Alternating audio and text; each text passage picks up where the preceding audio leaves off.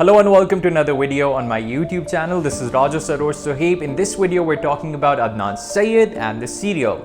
In 2000, Adnan Syed, who was a high school senior in Baltimore, Maryland, was convicted for killing and strangling his ex-girlfriend Heyman Lee, who was found dead after 4 days of getting killed in a park. Adnan was portrayed as a violent ex-boyfriend who killed a young bright woman, and this obviously made national and international headlines.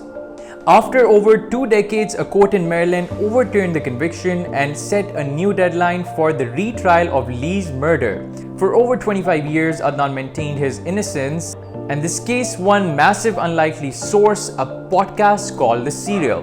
The Serial is one of its kind and went on to become the pioneer in podcasts and has been streamed for about 300 million times. So what is The Serial and how did it come about?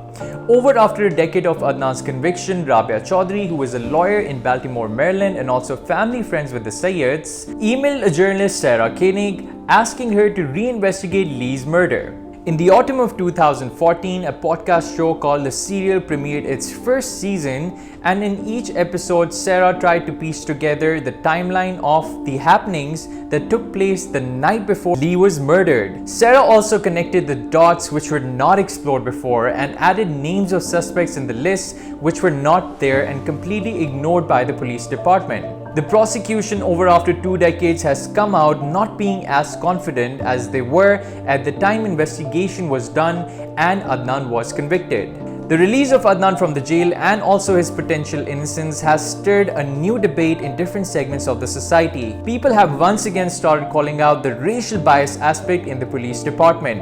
Many people have also taken to social media with their opinion on how there's Islamophobia involved in all of this, where a young Muslim guy was thought of as a criminal and a murderer who killed his ex-girlfriend for religious beliefs.